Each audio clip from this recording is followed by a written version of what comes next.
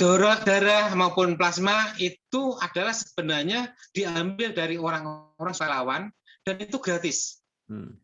Dan hanya Tuhan yang akan membayar untuk pahala-pahala yang dilakukan oleh orang-orang ini. Sampai sekarang pun masih gratis plasmanya. Tetapi ketika darah atau plasma mau dimasukkan ke dalam tubuh orang, dia akan dites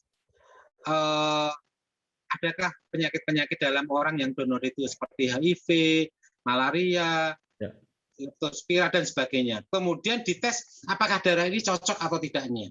Tes-tes inilah yang membuat harganya mahal. Bahkan beberapa rumah sakit dulu pada awal-awal tahun lalu pada tahun akhir itu pasien ada yang ditawari itu sampai satu botol 10 sampai 20 juta itu.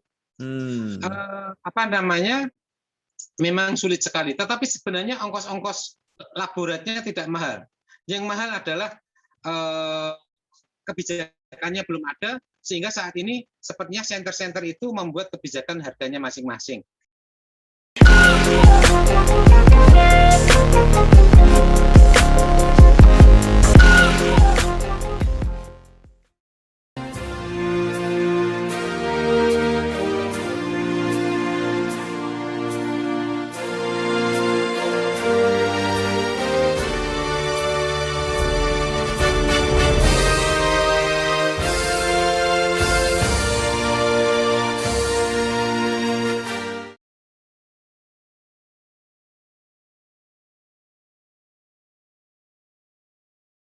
Assalamualaikum warahmatullahi wabarakatuh. Bersama saya Bambang Sadono di channel Inspirasi untuk Bangsa. Mudah-mudahan kita bisa berdialog di sini secara jernih, berimbang, dan arif. Kami sedang mempersiapkan beberapa video untuk memberi semangat, yaitu semangat berbagi di era pandemi. Karena pandemi yang begini panjang membutuhkan solidaritas dan kerjasama dari seluruh anak bangsa di bidang apa saja. Nah, saya sudah bersama dengan Dr. Budi Laksono, Master Head Science. Beliau formalnya adalah Ketua Ikatan Alumni Undip Kota Semarang, tetapi kegiatan sehari-harinya adalah sebagai relawan macam-macam, relawan kesehatan, relawan bencana alam, dan sebagainya. Jadi beliau ini seorang pejuang kemasyarakatan. Apa kabar, Dok? Alhamdulillah baik, terima kasih pangestunya. Ya, saya baru saja mewawancarai Ketua Dewan Kehormatan Persatuan Wartawan Indonesia untuk mengamati rasa kawanan solidaritas di masa pandemi ini. Jadi menurut beliau semangat itu ada, masih tumbuh di masyarakat. Nah, saya terus teringat Dr. Budi Laksono, yaitu dikaitkan dengan terapi plasma konvalesen yang dulu awal-awalnya adalah dokter yang perkenalkan. Nah, nanti mohon bisa diceritakan. Karena saya juga baru saja wawancara dengan Dirut Rumah Sakit Muwardi Solo. Beliau mengatakan bahwa terapi plasma konvalesen ini salah satu yang dipakai ya di rumah sakit. Jadi berarti bahwa itu memang konkret dibutuhkan di masyarakat. Nah, cuma di sisi yang lain, saya sering mendapat postingan atau broadcast permintaan itu, jadi rasanya kok di masyarakat agak sulit mendapatkannya. Nah, itu seperti apa sebenarnya? Moga, Dok. Ya, terima kasih. Salam Pancasila, salam kemerdekaan. Bahwa memang saat ini kita semuanya terdampak oleh penyakit COVID yang merupakan pandemi yang terjadi seluruh dunia dan termasuk Indonesia, termasuk kampung kita. Dan ini merupakan ujian dari Tuhan untuk mengukur seberapa jauh nilai-nilai kemanusiaan kita ini masih bisa kita pertahankan, baik itu secara personal maupun secara komunal maupun secara nasional, mewakili keadaan suatu bangsa itu. Dengan begini kita akan tahu seberapa jauh yang harus kita lakukan supaya kita ini bisa mengukur nilai-nilai kebahagiaan kita. Dalam konteks COVID ini, seperti kita ketahui, kegotong royongan merupakan salah satu batu ujian yang sekarang ini kita hadapi. Dan kita bersyukur, meskipun banyak ketika COVID ini melanda di banyak kasus, banyak orang yang memanfaatkan keadaan ini untuk semata-mata kepentingan bisnis dan hukum ekonomi yang dia jalankan, tetapi banyak juga orang yang berpikir bahwa ini adalah suatu lahan pahala, di mana saat ini kalau kita bergotong royong bukan hanya membahagiakan orang, tetapi itu bagian juga ibadah. Oleh karena itu, kita bersyukur dalam konteks COVID ini, ketika suatu saat banyak orang yang memerlukan plasma, kita lihat di masyarakat banyak orang yang di luar struktur yang sudah ada berusaha untuk membaktikan plasmanya kepada orang lain, baik itu orang yang dikenal, bahkan kadang-kadang orang itu menjangkau lapisan-lapisan lintas suku, agama, dan sebagainya, lintas komunitas, membaktikan pada orang lain. Sehingga kita lihat banyak komunitas-komunitas donor plasma ini dibuat oleh masyarakat secara mandiri. Ini sesuatu menggambarkan bahwa kegotong royongan itu di tempat kita masih ada, meskipun pada sisi yang lain kita memang juga melihat masih perlunya ditingkatkan nilai-nilai ini, gitu Pak. Ya.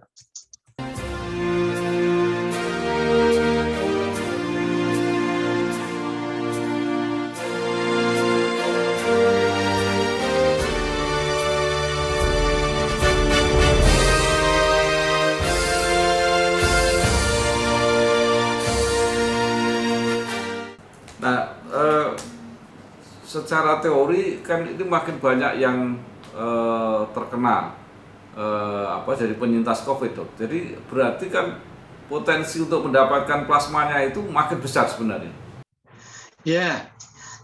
Ya, sebenarnya kita harus menyadari apa itu plasma, mengetahui apa itu plasma dan bagaimana manfaatnya bagi terapi ini.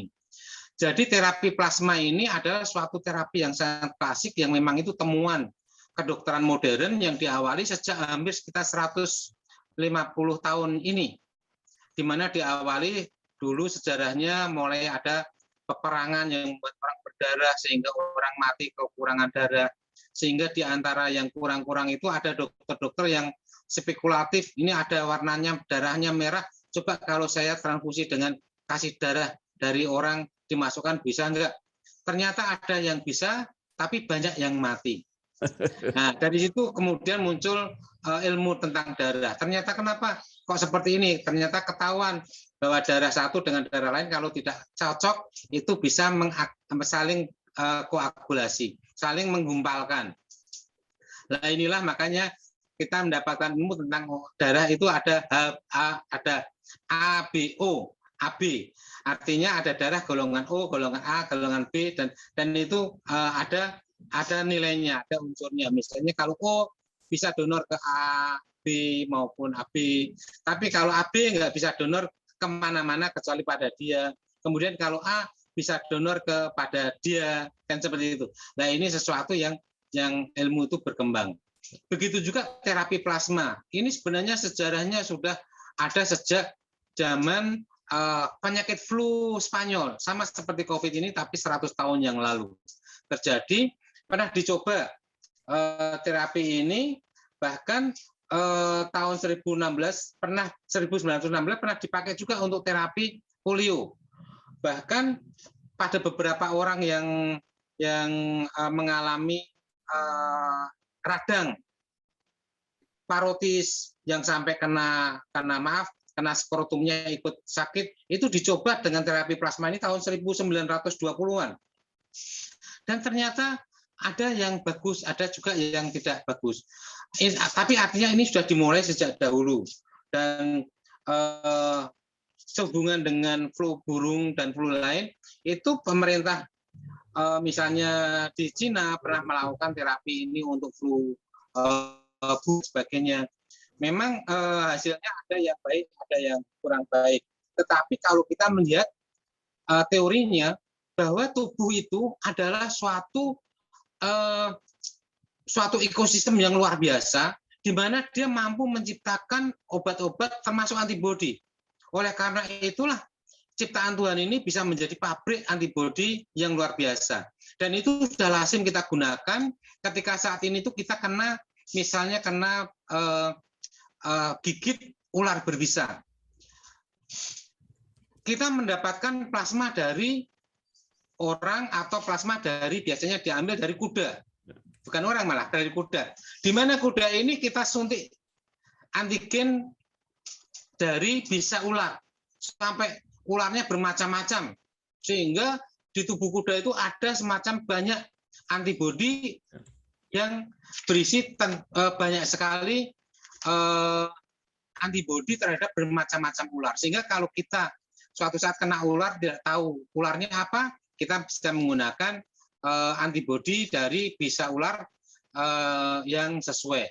Dan itu sudah lazim digunakan seluruh dunia.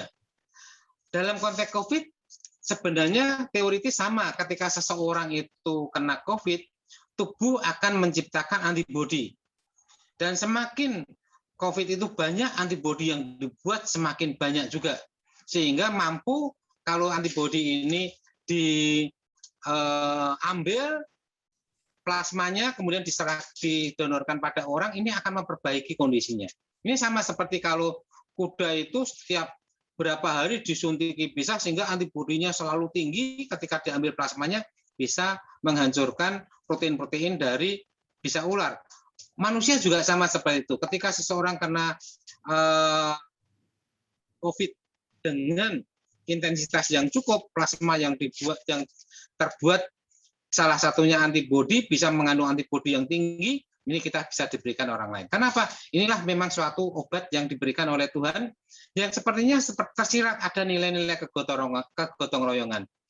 Ternyata ketika saat ini kita terbukti, obat untuk COVID itu tidak dibuat di mana-mana, karena dokter sampai sekarang belum bisa membuatnya. Tetapi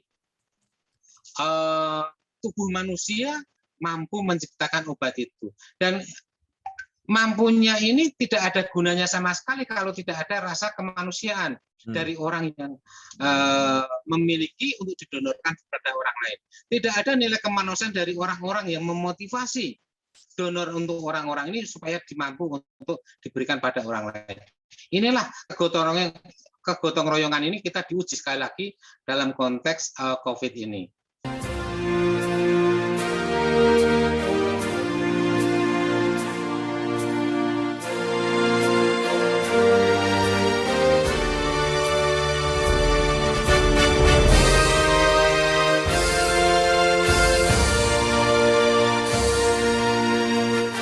Dok, ini yang menarik kan pengorganisasiannya. Jadi kalau secara teori berarti banyak potensi tadi orang-orang penyintas ini bisa menjadi penyembuh bagi orang lain. Nah itu bagaimana caranya dan siapa yang mengurus? Kemudian kalau ada orang butuh gimana caranya? Moga Dok. Ya, kebetulan saya adalah sekretaris Perhimpunan Donor Darah Indonesia cabang Jawa Tengah. Di satu sisi saya sebagai dokter melihat bahwa plasma ini salah satu potensi, sehingga ada beberapa perbedaan kasus donor darah umum dengan donor darah plasma. Ketika awal-awal tahun lalu sekitar bulan Agustus September, ketika plasma ini sudah mulai dijadikan diskusi dalam dunia kedokteran, di mana waktu itu di Wuhan, di Amerika dan lain-lain sudah dilakukan uji coba terapi plasma ini, itu dijadikan isu di Indonesia. Tetapi waktu itu ujinya belum banyak. Tetapi kami yakin meskipun belum diuji, secara teoritis itu sangat rasional sekali, sehingga kami berusaha bagaimana untuk merangsang terapi plasma ini masuk ke Indonesia dan bisa dilakukan di rumah sakit. Waktu itu kami dari PDDI mengirim surat, apalagi kami sebagai ketua Satgas dalam rakor di depan Pak Gubernur, kita juga sarankan supaya konsep ini di masyarakat, di rumah sakit kita. Nah, karena beda dengan donor biasa. Kalau donor biasa orang langsung aku sudah donor gitu, rasanya tidak ada beban. Tetapi kalau orang itu mengatakan aku donor plasma misalnya COVID, orang tahu oh ini kamu sakit COVID ya, ada diskriminasi di situ, sehingga waktu itu data orang yang sakit pun tidak boleh keluar.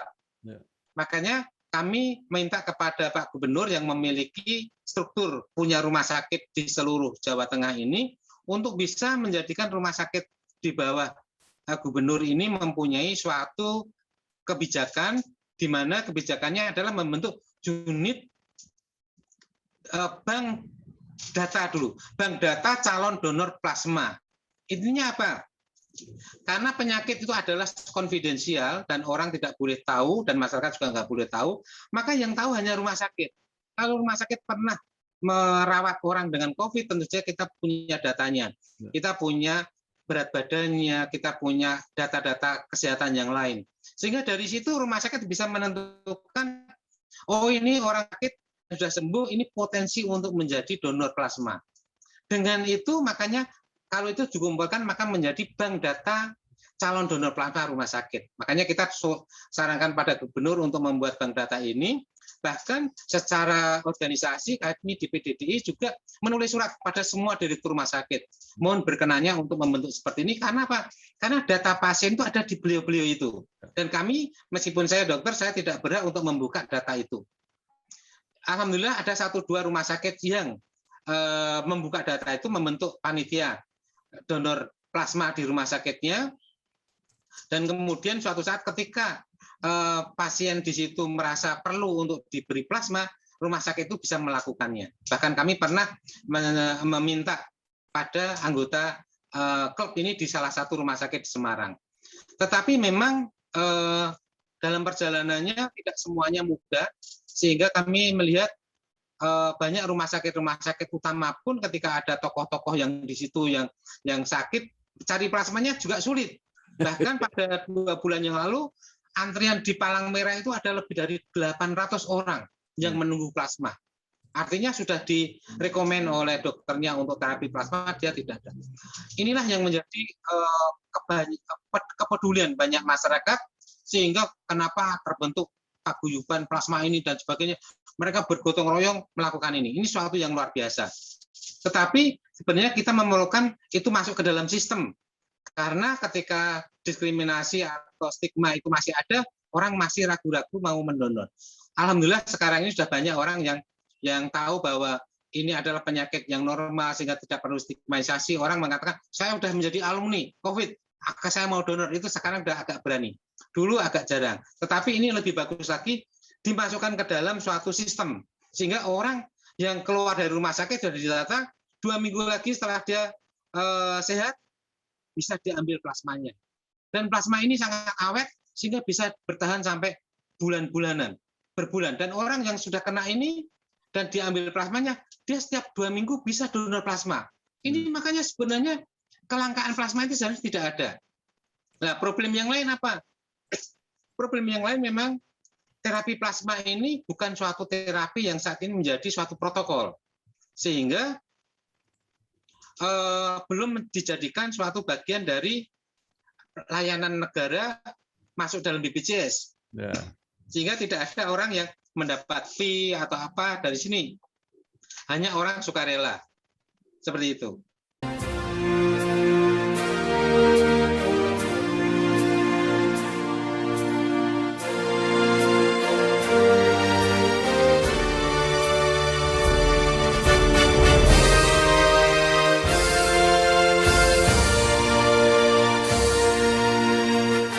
Baik dok, ini kelihatannya lebih masalah sosial daripada masalah medis.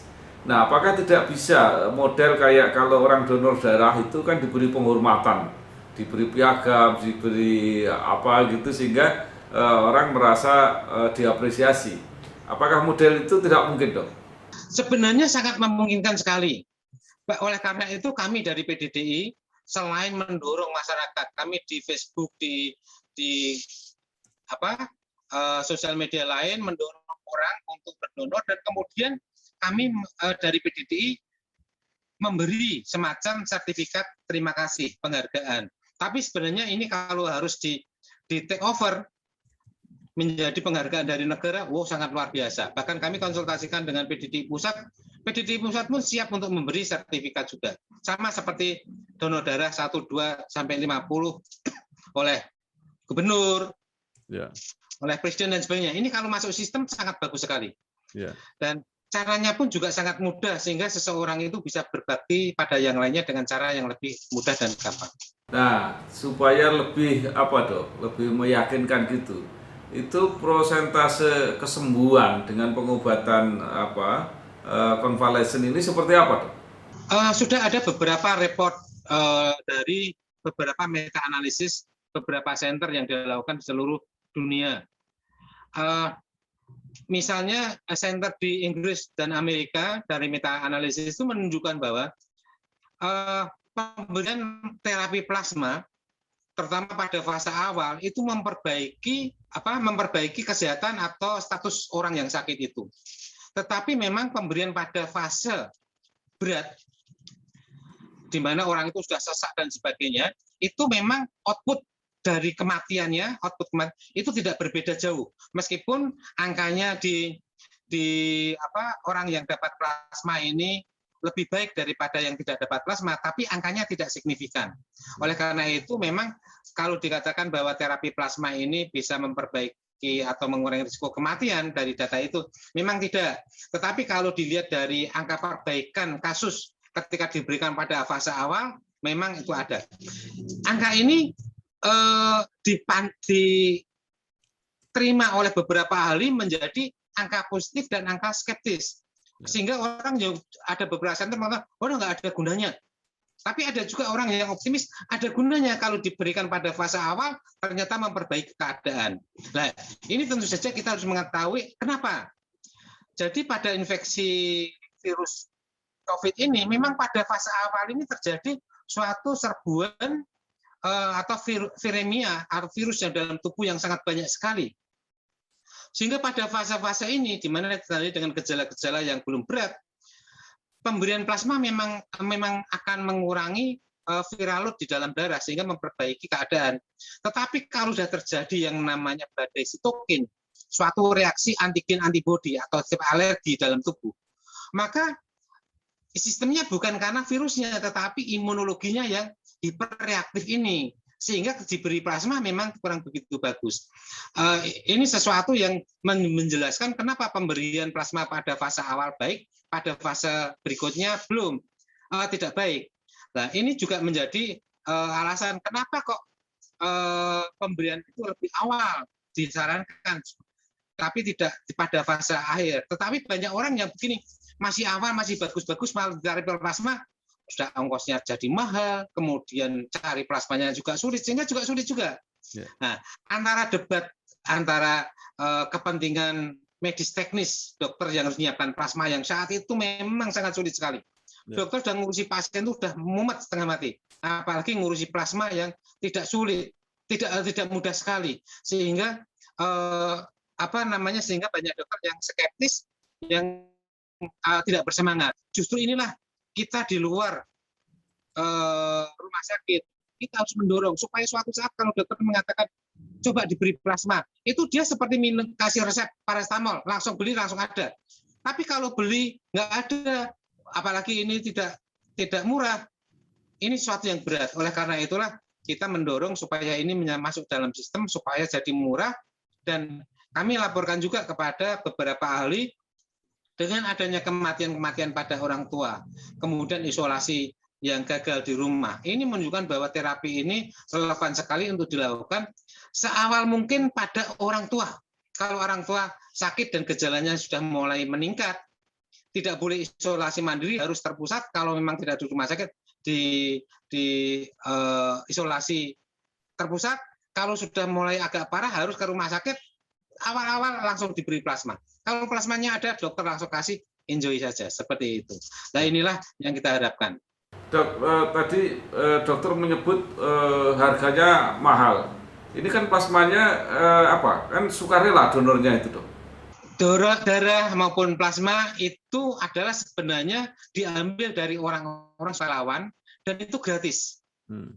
Dan hanya Tuhan yang akan membayar untuk pahala-pahala yang dilakukan oleh orang-orang ini. Sampai sekarang pun masih gratis plasmanya. Tetapi ketika darah atau plasma mau dimasukkan ke dalam tubuh orang, dia akan dites adakah penyakit-penyakit dalam orang yang donor itu seperti HIV, malaria, leptospira dan sebagainya. Kemudian dites apakah darah ini cocok atau tidaknya. Tes-tes inilah yang membuat harganya mahal. Bahkan beberapa rumah sakit dulu pada awal-awal tahun lalu pada tahun akhir itu pasien ada yang ditawari itu sampai satu botol 10 sampai 20 juta itu. Memang sulit sekali. Tetapi sebenarnya ongkos-ongkos laboratnya tidak mahal. Yang mahal adalah kebijakannya belum ada, sehingga saat ini sepertinya center-center itu membuat kebijakan harganya masing-masing.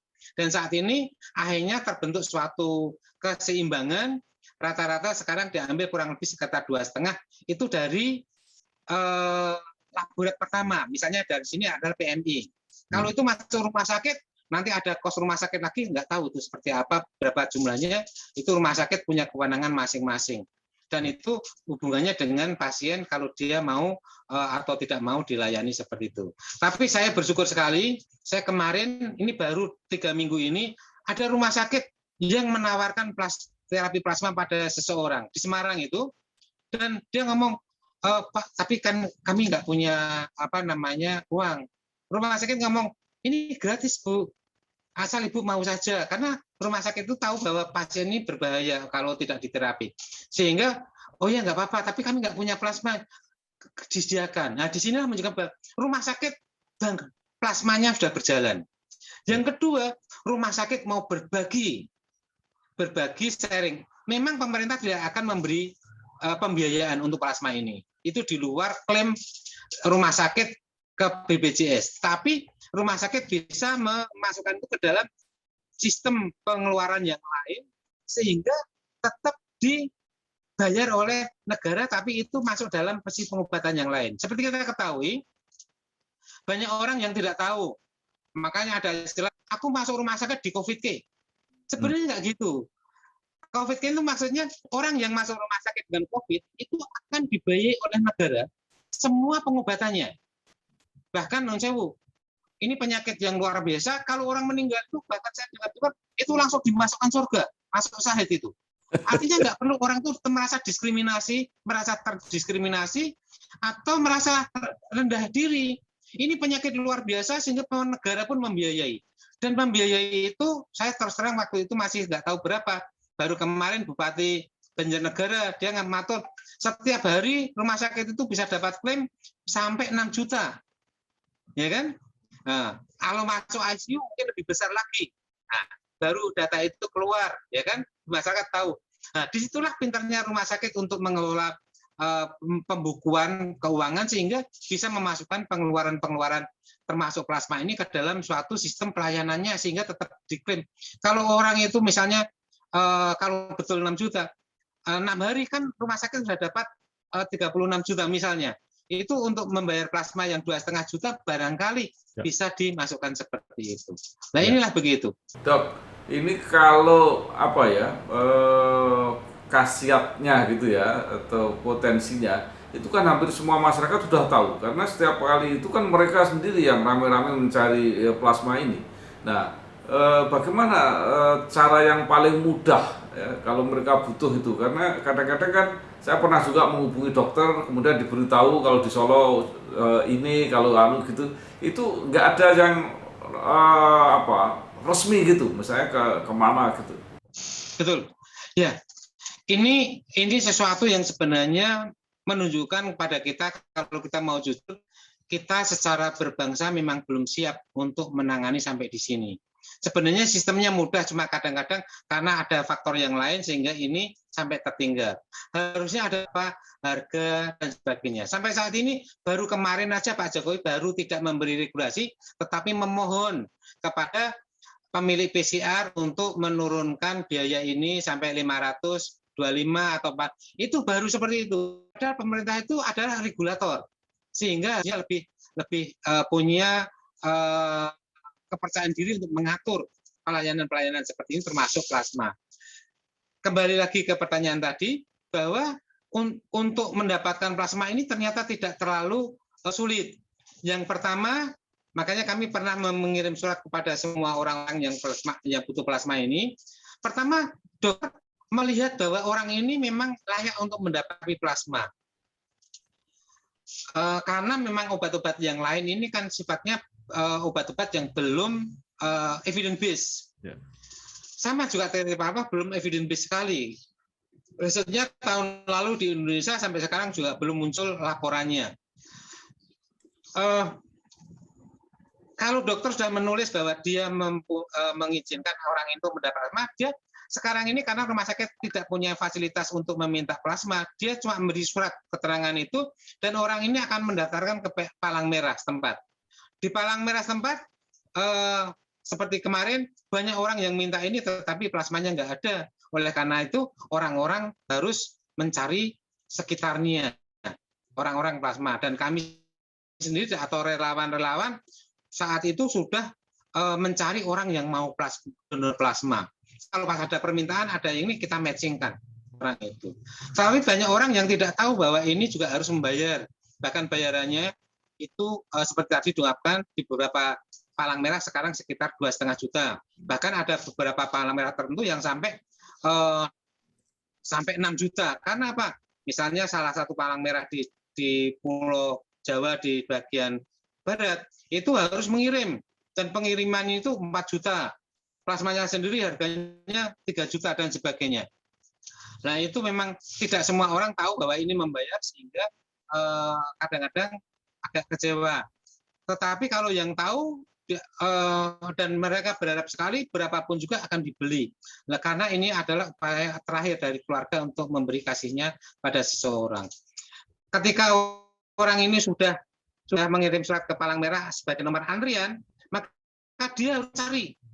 Syukur-syukur dapat orang yang ini dapat relawan dan bawa ke PMI, dites calon donor ya. Untuk siapa? Untuk nyonya ini atau bapak ini. Oke, dites dulu sakitnya apa. Kalau udah lolos, dites antibody. Kalau lolos lagi, baru diambil. Setelah diambil, darahnya dites lagi ada nggak penyakit-penyakit. Kalau nggak ada penyakit, darahnya baru bisa dikirim atau dibawa orang itu ke rumah sakit untuk didonorkan. Seperti itu. Sehingga dengan begitu prosedurnya sangat sederhana, tetapi prakteknya nggak sederhana. Kami sendiri beberapa kali membawa donor plasma ke rumah sakit itu perlu 1 hari penuh, karena antrinya pertama untuk antrian dulu waktu itu sampai 1-2 jam, kemudian setelah itu baru dapat lain-lain, kemudian tesnya untuk penyakit itu ada bisa sampai 6 jam. Seperti itulah yang terjadi, dan oleh karena itulah pentingnya kami selalu mendorong ini untuk dijadikan suatu sistem. Bahkan bagaimana menurunkan angka kematian, ini harus dimasukkan dalam sistem yang lebih sustainable, tetapi terima kasih sudah ada rumah sakit yang melakukan ini ke sistemnya.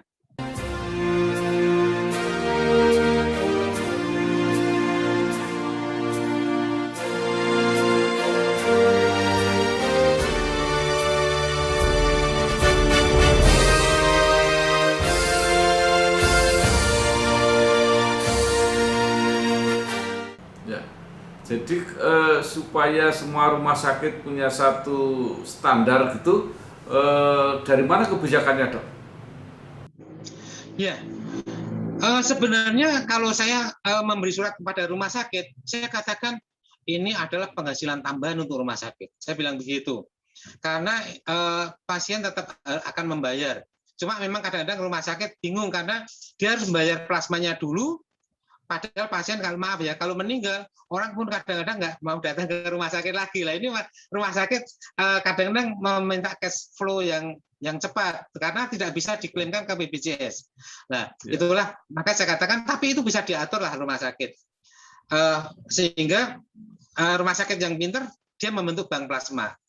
Kalau manajemen rumah sakit menganggap itu menguntungkan, saya tunjukkan juga. Untuk membuat ini tidak perlu manajemen yang sulit. saya katakan hanya perlu 1 orang, dan itu juga part-time job saja. Artinya perawat di situ ditambahi kerja ini, ditambah, maaf ya, ditambah 500.000 sebulan untuk ngurus ini, itu cukup. Karena yang dilakukan hanya mendata orang yang pernah dirawat di rumah sakit itu. Dari data itu kita akan mengetahui misalnya pasiennya ada 100, berapa yang berat badannya di atas 50 kilo, berapa gejalanya yang penuh, berapa yang tidak ada penyakit. Artinya kita akan menemukan, taruhlah dari 100 itu 50 orang yang berpotensi untuk menjadi donor plasma. Kalau sudah punya potensi ini, dia tinggal membuat telepon dengan orangnya, bagaimana kabarnya, mau nggak dimotivasi untuk donor plasma.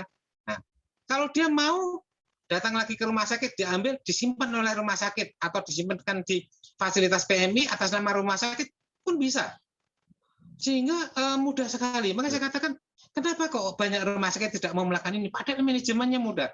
Makanya manajemen itu protokolnya kami kirimkan ke semua ke rumah sakit juga. Harapannya kami membuktikan bahwa untuk membuat manajemen ini sangat mudah, sangat murah, dan sangat cepat.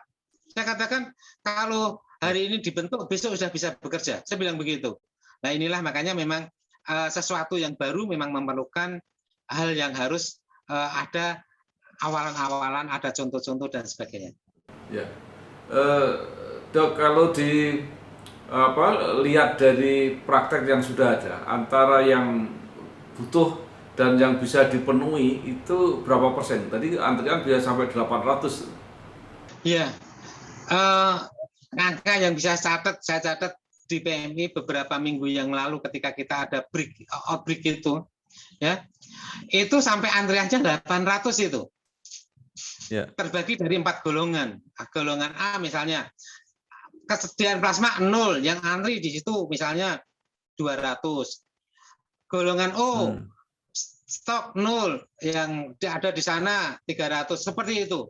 Sehingga banyak. Bahkan sekarang pun di Palang Merah kadang-kadang stoknya masih 0. Artinya memang diperlukan sekali saat ini gerakan masyarakat untuk berdonor plasma langsung ke Palang Merah, supaya suatu saat Palang Merah ada permintaan dari rumah sakit bisa diberikan. Kalau tidak, minimal masyarakat sekarang ini mempunyai teman-teman, orang-orang dekat, keluarga yang pernah sakit, syukur sakitnya berat, dan didata namanya. Suatu saat kalau dia sakit, minta tolong orang-orang yang dia kenal ini. Insya Allah seperti itu. Jadi artinya potensinya ada, cuma pengelolaannya saja, ya. Medisnya memungkinkan, cuma mungkin komunikasi dan kesadaran sosial. Kira-kira itu persoalannya, Dok, ya? Sebenarnya kan konteksnya ini sebenarnya di rumah sakit, karena dia yang punya data, punya klien, dan klien itu sudah menjadi responsibility rumah sakit untuk selalu membuat silaturahmi. Jadi rumah sakit ketika orang pulang kan tidak putus kontrak, dia masih menjadi binaannya, suatu saat boleh ditelepon, bagaimana kabarnya dan sebagainya, untuk adheren klien namanya. Seperti orang jualan mobil juga sering diteleponi, harusnya seperti itu. Tetapi kita memang menyadari bahwa rumah sakit kemarin ini sangat sibuk sekali, sehingga mungkin fisiknya mampu, tetapi kadang-kadang pikirannya tidak mampu untuk. Bahkan ketika ada usulan pun kadang-kadang sulit untuk mencernanya. Oleh karena itu memang kita memang harus ada semacam perintah khusus dari komisaris rumah sakit kalau itu atau dari pemerintah, dari negara, dari presiden atau gubernur, untuk mendorong rumah sakit negara minimal menjadi pionir untuk kegiatan ini. Dan itu sekali lagi mudah sekali. Dan itu pernah dilakukan yang sangat besar waktu itu Rumah Sakit Gatot Subroto. Kita tahu yang pertama-tama menjadi supplier plasma di Indonesia adalah Rumah Sakit Gatot Subroto. Kenapa? Karena saat itu ratusan tentara-tentara yang kena COVID oleh Pak Kasat diminta semuanya untuk donor plasma. Ketika orang itu di screening, ada ratusan yang langsung bisa donor plasma, sehingga Rumah Sakit Gatot Subroto mempunyai ratusan bahkan ribuan kantong plasma yang waktu itu dikirim ke seluruh Indonesia. Dan kemudian kemarin kita lihat Kodam Jaya, kemudian Brawijaya, tentara-tentara donor plasma secara sukarela. Ini adalah suatu contoh yang sangat bagus yang bisa kita masyarakat ini yang pernah positif, ayo datang ke PMI untuk berderma, sesuatu yang sebenarnya sangat sehat sekali, tidak mengganggu tubuh, tetapi manfaatnya luar biasa untuk kemanusiaan, untuk orang lain.